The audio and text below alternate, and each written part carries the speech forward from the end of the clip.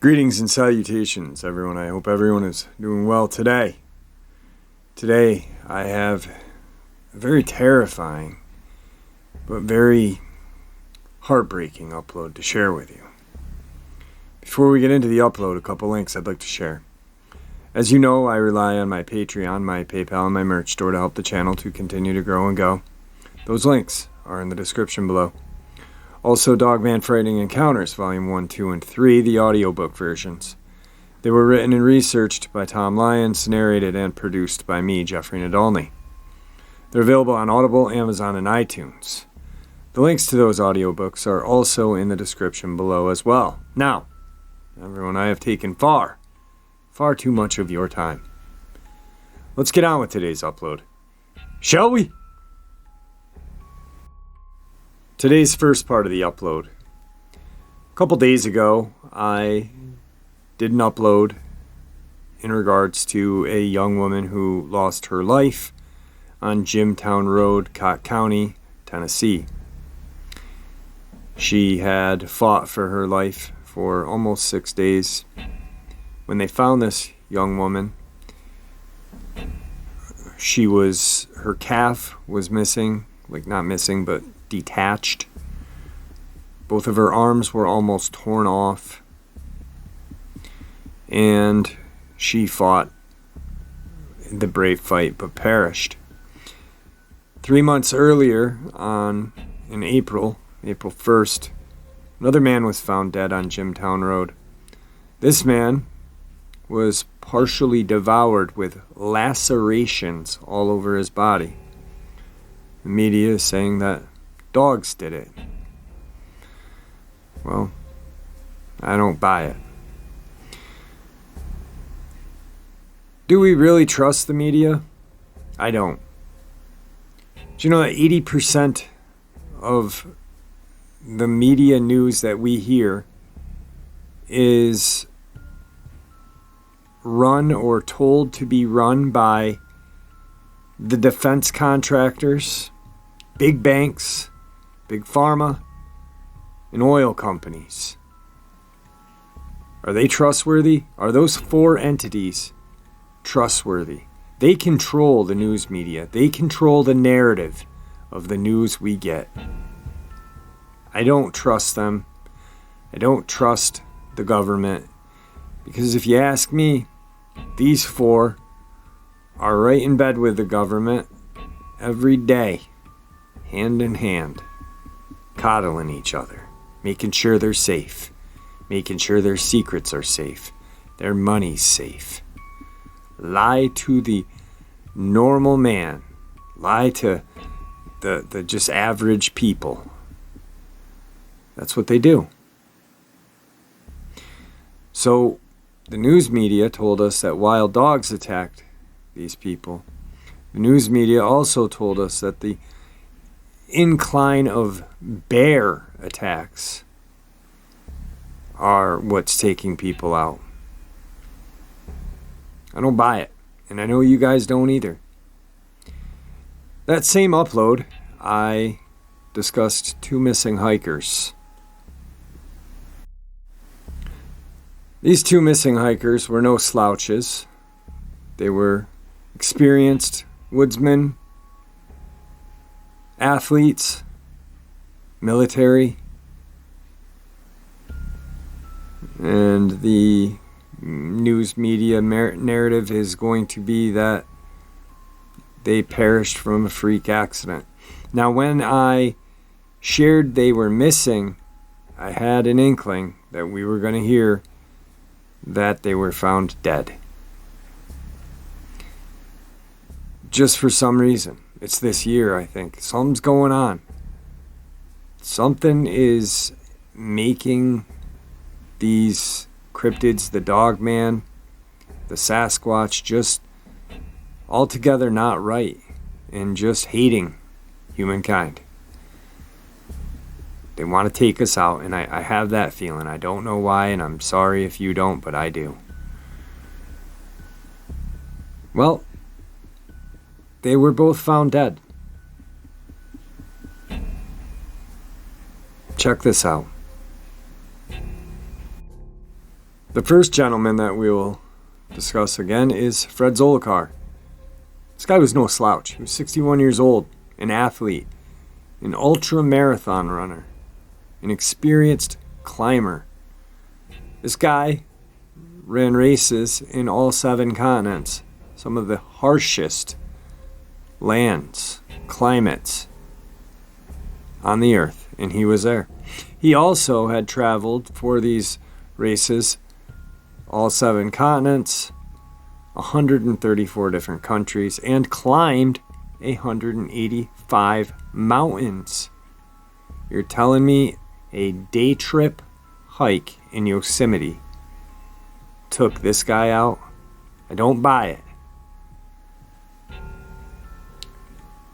Yosemite Valley. Yosemite National Park officials are searching for a 61-year-old man who went missing while trying to summit Mount Clark over the weekend. Fred Zolakar was trying to hike from Happy Isle Trail to the summit of Mount Clark starting Saturday. Yosemite National Park officials said he was using an off-trail route from Bunnell Point. His plan was to return to Yosemite Valley, but officials said he never showed up in the area. Zolakar is 6 foot tall, 150 pounds, with gray hair and brown eyes. While he was hiking over the weekend, he wore a yellow shirt, khaki shorts, calf sleeves, a brown Eastern Sierra baseball cap, sunglasses. He was carrying an old red Mammoth bullet pack, a black LED headlamp, a jacket, and a family band radio. Yosemite officials said he may have been using Bank One Channel 1. Now, National Park officials are asking anyone who was in the area where Zolakar was hiking to call them. That includes those who were hiking off-trail Saturday and Sunday between the Merced Lake Trail, Merced Pass Trail, north of Red Peak Pass. They also want people who were in the Mount Clark or Mount Star King area over the weekend to contact them as well. Simply knowing where you went and when you were there may help us focus the search, whether you saw anyone or not. Well, he was found dead, and this is what they have to share with us. An accomplished marathon runner and climber was found dead after failing to return from a hike in Yosemite National Park, rangers announced late Tuesday. Zolakar's remains were recovered near the summit of Mount Clark on Tuesday, National Park Service states. The 61-year-old was well-known and accomplished marathon who called Reno home since 1984. He's broken several climbing and running records in his career.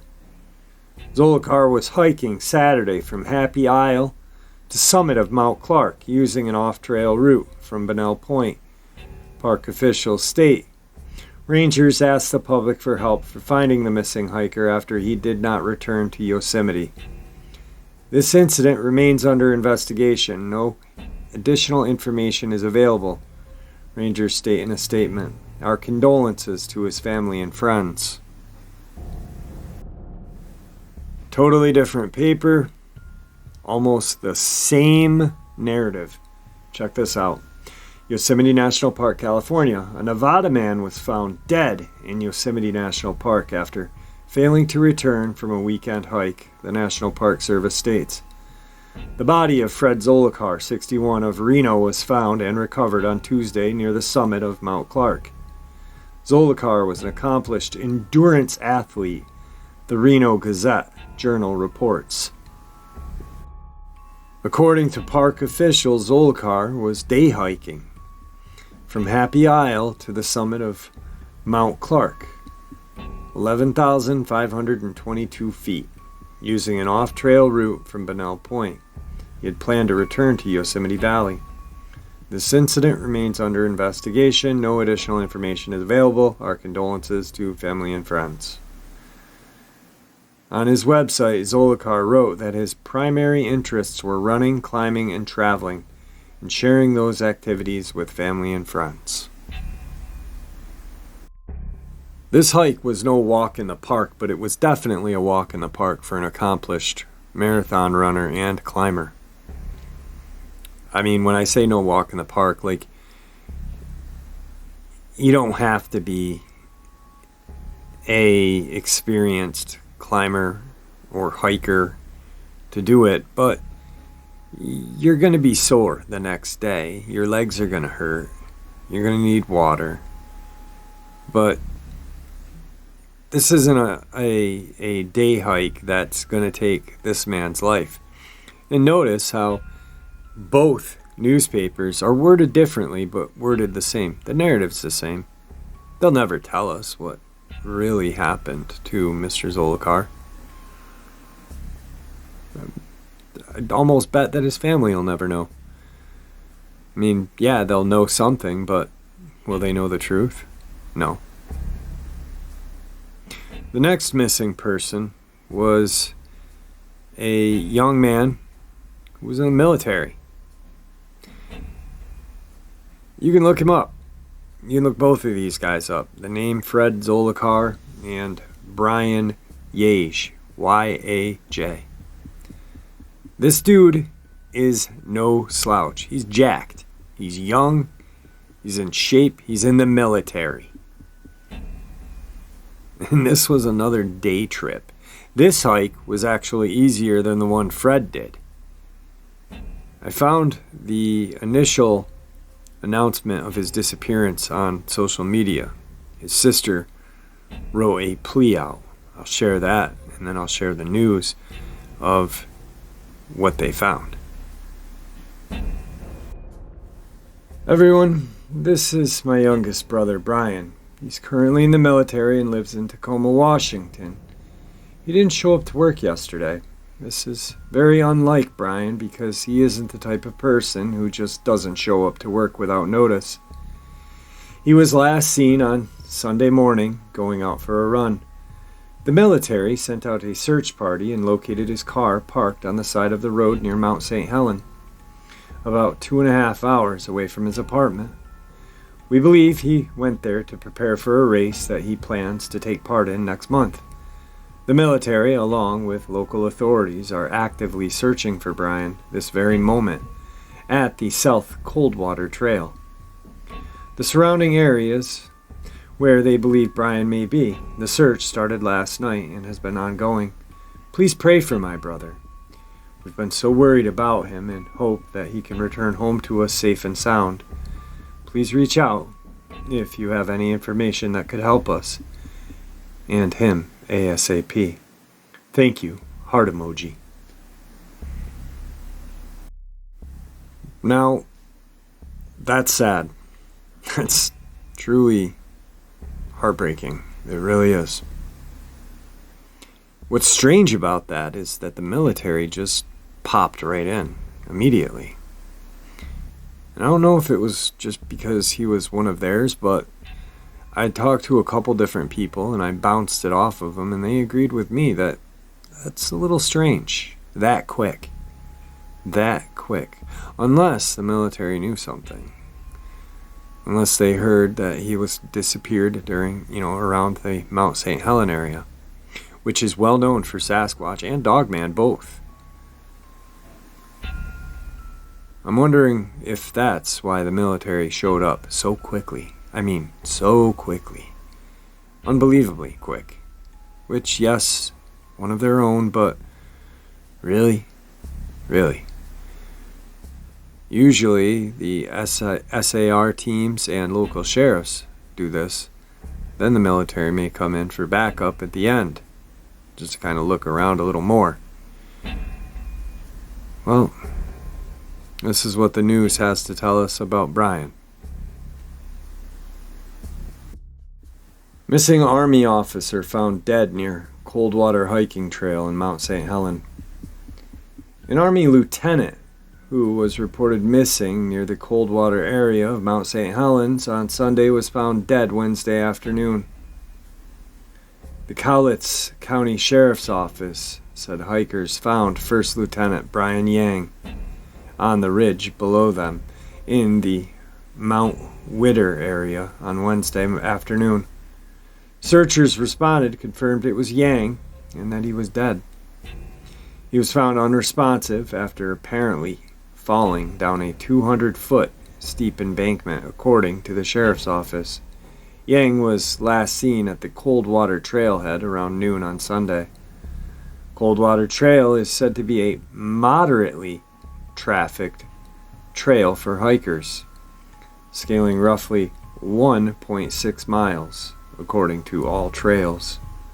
The news of Yang's disappearance was shared by Joint Base Lewis McCord, who expressed concern in finding the 25-year-old lieutenant. First Lieutenant Yang touched our lives of so many within our organization and will be sorely missed. We want to thank all of the law enforcement and local public who volunteered their time to help look for Brian, said Lieutenant Colonel Alan Fowler. Brian was an exceptional soldier and leader, but an even better man. His absence has left us all devastated, and our sincere condolences go out to his family, friends, and soldiers affected by this tragedy. Yang was first presumed missing after he didn't show up for work on Monday morning, which is very unlike Brian, his sister, Sheila Lohr, shared on her Facebook post. In a military search party, his car was found parked near Mount St. Helens. He lived in an apartment in Tacoma, about 2.5-hour drive from the hiking trail. Please pray for my brother. We've been so worried about him and hope he can return to home to us safely and sound, said Lohr.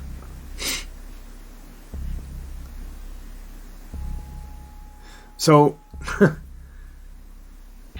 I find it very... I looking for the word, insincere that they would use this poor girl's last part of her statement on her Facebook page when she was reaching out devastated to help find her brother. What I also find effed up is the lie that they talk about this trailhead. Check it out. Coldwater Trail is said to be a moderately trafficked, difficult trail for hikers, scaling roughly 11.6 miles, according to All Trails. Guess what? I went to All Trails, and I looked Coldwater Trailhead up. You want to know what All Trails told me? I don't know where the media are getting their information from All Trails. Must be all those defense contractors, oil companies, big pharma, and big banks that are sharing their vast wealth of friggin' knowledge with us. But Coldwater Lake Trail is an 8.8 mile heavily trafficked out and back trail located near Total, Washington, that features a lake and is rated as moderate. The trail is primarily used for hiking, walking, running, and mountain biking, and is best used from April to November. Dogs are also able to use this trail, but must be kept on a leash. 8.8 miles. Elevation, 777 feet. Out and back. Dogs can use it on a leash. Dogs. You can ride a mountain bike. But this guy is, he's young, and he's military, and he's friggin' jacked. He was walking it, not on a mountain bike. I might be able to see it on a mountain bike. For some reason, I don't. Dogs can use it. Just keep them on the leash. That means because dogs have been off the leash and run up to people and scare them. And things are a little fishy, right? I'm not reading into it. I want it to end, though. I really do. Too many families are grieving this year. And too many lies are being told to us. Let's get on to the next part of the upload. today's second part of the upload. In 2002 and then again in 2003, I saw something that can't be classified to my knowledge using zoology in the northwest part of Sparta, Tennessee.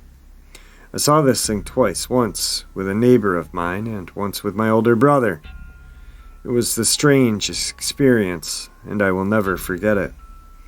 The first time I saw this creature was in August of 2002. I was spending the night at my friend's house about 2 miles down Fetcher's Mill Road from my parents' farm on Tolson Town Road, only about 5 miles from Burgess Falls State Park. It just so happened to be a full moon that night, and I remember this because it was an unusually large harvest moon.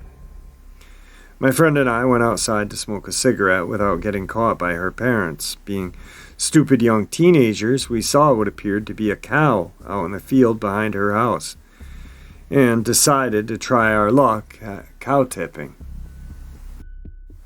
Originally, we were about 300 yards away from this animal. We were walking towards it, and when we got about 100 yards from it, this thing stood up on 2 legs and turned toward us.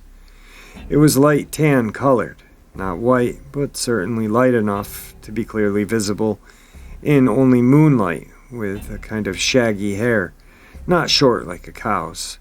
On all fours, it appeared to be the size of a cow, but when it stood up, this thing was nearly 8 feet tall. More than anything, I remember the feeling I got when it turned and looked at us. I felt like prey. Every nerve in my body told me to run, and I did without looking back. My friend was faster than I was, but I remember hearing a sort of panting behind me.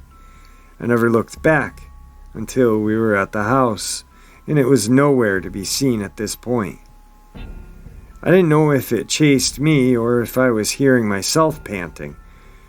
We didn't stay to see any more. We turned and ran as fast as we could back to her house and stayed inside for the rest of the night.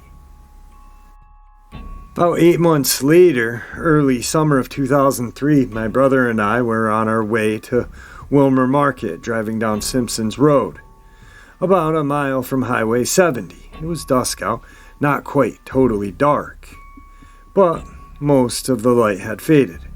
A creature that exact same color, a light, almost sandy tan color with shaggy fur, ran out of the woods right in front of us, across the road about 15 feet in front of my brother's car, and disappeared into the field on our left, roughly in about 8 to 10 seconds. I have never seen anything move so fast in my entire life. For the brief moment it was in our headlights, we got a good look at it. Its back was eye level with me, and I was sitting in a Honda Accord. Its back legs were jointed backward, and it was moving like a dog.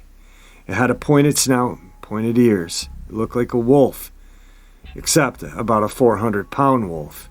Its shoulders were higher than its back legs. It had a long, bushy tail. It ran by stretching its front legs all the way out and its back legs all the way out and brought them together simultaneously. On the day my friend and I saw it, it was huge, shaggy, and its head didn't sit on the top of its shoulders. Its neck almost appeared to be jutting forward. What I saw that day was more of a silhouette. However, the day my brother and I saw it, it was absolutely beyond a shadow of a doubt wolf-shaped, but the size of a horse. It was so fast my brother didn't even have time to hit the brakes. As soon as it was on the other side of the road, I remember him yelling, "What the hell is that thing?" We looked behind us to see it disappear into the woods just aside of that field. This thing was so big that its feet only hit the ground once crossing the road. I still to this day talk about it with my brother whenever we drive through that area. That was the last time I saw that creature. But about 2 more years after that, in either 2005 or 6, my other brother and I went for a walk in the snowstorm. It was unusual because this is Tennessee, and we get about 8 inches of snow in just a couple of hours. We were walking in the same woods across from the family farm, and we found a skull. The jawbone of this skull was about 6 inches tall, with the skull sitting on top of the jawbone. The whole head was about a foot tall. It was a carnivore. It had carnivore teeth in the front with grinding sort of molars in the back. It had an elongated snout. We ended up losing this skull several years later. I'm still looking for it. The eerie part is that this skull looked like some kind of weird hybrid between a human skull and a dog skull. It was about the size of a basketball. I'm fully convinced what we saw those times was not a creature I know, and there is something about it that screamed werewolf to my subconsciousness. My brother and I have since become obsessed with werewolf movies and Dogman, folklore, whatnot. I only wish we had brought the skull home. We kept it in a particular nook in the woods because it was so alien. The only skull I had ever seen similar was a bear. This was definitely not a bear. I don't remember it making any sounds the day I saw it, but I have heard strange sounds when I was out on the farm. I find it really hard to describe the sound. It was something between a baby screaming, a rabbit dying, and this weird, gravelly, machine-like sound. Now, on the scientific side of things, my parents' farm is an area where there is a huge coyote population. There are at least 2 packs that run in the area. One of the packs seems to stay on our farm most of the time, while the opposing pack seems to stay on our neighbor's farm, and they regularly kill cows. I myself found calf skeletons that were eaten entirely except for bones, and the head was still fully intact. In that same stretch of woods, my brother and I also found about 30 dog skulls. Also, this part I always thought was weird. In the same woods, we also found a wallet with a driver's license, social security card, and work ID in it. The license expired in '85. It may be significant, or it may be just some hunter that dropped his wallet in the woods. My brother, who found the skull with me, and I are convinced that there is something out there that has not been scientifically proven yet. I also know what I saw, and don't expect anyone to believe me, but I do. Today's third and final part of the upload. When I was about 11, maybe 12, my family and I moved out in the middle of some abandoned strip mines in rural Alabama. It was awesome, going swimming in quarries, lots of abandoned equipment, and cliff faces to climb, caves, and miles of trails, abandoned dirt roads used by the mines to explore. The trade-off was there were a lot of venomous snakes, and at night it was dark, no streetlights. Just the occasional porch light, maybe every mile or so on the main road. One day, in particular, my friend P and I were out in the middle of one of those dirt roads that went off to the side of the main mine road. We hadn't been down this road before, but it was like 10 a.m. on a bright summer day, so we figured why not. We had gone maybe a mile down the road and came to a left-hand turn. Beside that left turn and alongside the road we were walking on was a small lake. We walked up the lake and we were watching small frogs and turtles swimming around when I caught the movement of something across the lake. I saw a man walking away from us, heading up the hill. I poked P and pointed. "Who's that? Why is he out here?" We were miles into the mines. No people anywhere, no houses nearby. We both stood up, and as soon as we got right on our feet, he stopped walking. In a split second, he spun around and came running in our direction. We bolted, ran, like Gump. I looked back, and he was running faster than any human I had ever seen. He covered the distance he had to run downhill and around the lake to get close to us. That route was easily 300 yards in seconds. P grabbed me and we jumped off the road and into a ditch behind some bushes. I peeked out, and he was maybe 30 to 40 feet from us, spinning around in the road, making this god-awful grunting sound. And weirdly, I swear he had an entire chicken in his hand. He was wearing destroyed overalls, dirty boots, and he had what I can only describe as a Cro-Magnon brow. Huge. My memory might not be super accurate given how long it's been, but it seemed like his forehead stuck out a good 4 inches over his eyes. He was the scariest thing I had ever seen. He spun around in the road and started running back the way he came. We stayed there in that ditch for almost an hour, too afraid to move, listening, watching in case he was hiding and waiting. We crawled along the roadside all the way back to the main road. From there we walked but stayed in the tree line until we saw the main paved road, and then we ran. We ran all the way back home, got home, told our dads, and both of our dads and P's older brothers loaded up and went looking for him, but never found a thing. All these years later, it still haunts me. And oh yeah, my girlfriend recently took me out to her grandmother's house to meet and spend time with her family. And where does dear old Granny live? Right on the edge of the same strip mines. I told her the story, and she looked real serious and said, "Y'all are lucky." There's all kind of bad things that happen in those mines. So yeah, every visit to Grandma means the Glock and 12 gauge ride with us. Anyway, that's my creepy encounter.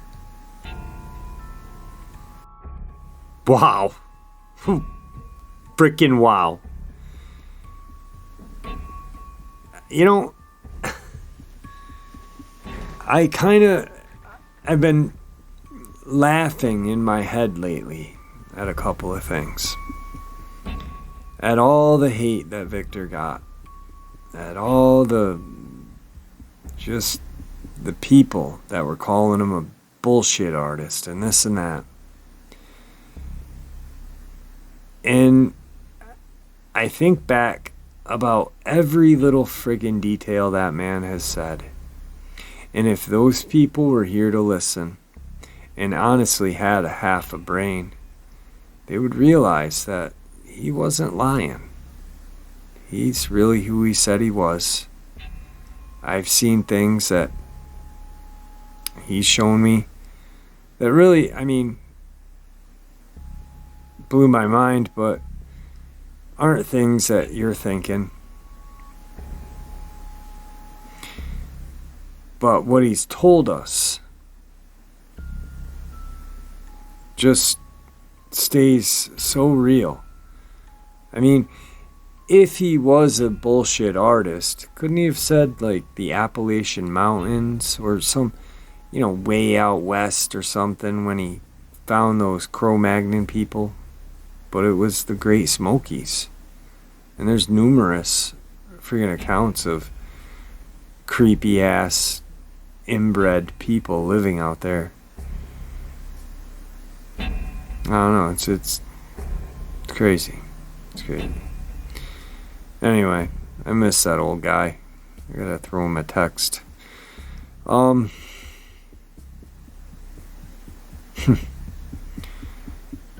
These are definitely some scary times we live in, guys. And I don't know if it's the end of days. I really can't say. It could be. I see people in the comment section saying, yes, it's the end of days and this and that. But, I really can't say it is because I don't know. I'm not an expert and never will claim to be. Guys, please stay kind to each other. Stay real. Always believe in something much stronger than ourselves. And be careful. It's a crazy world. With that, I want to bid you farewell. Thank you. And see ya!